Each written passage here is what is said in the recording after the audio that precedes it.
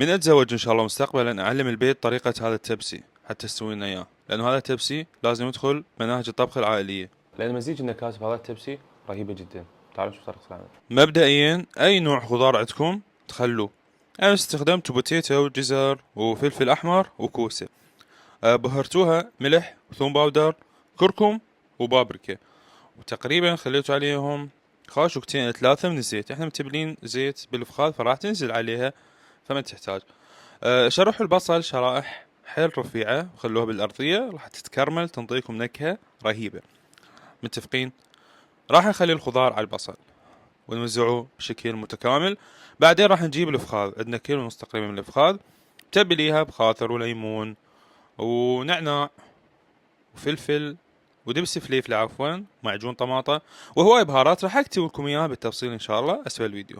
طيب بعدين خليتوا الافخاذ على الخضار وجبت ورقة زبدة طربستوها بالماء وغطيتوا بيها التبسي.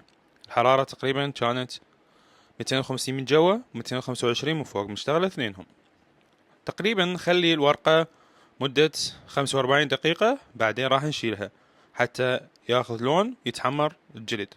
وبس والله تقريبا تاخذ ساعة إلى ساعة و5 دقائق وصلتكم بهذه الترافة وهذه اللطافة. جربوها راح تندعوا لي هواية. أشوفكم في فيديو جديد إن شاء الله.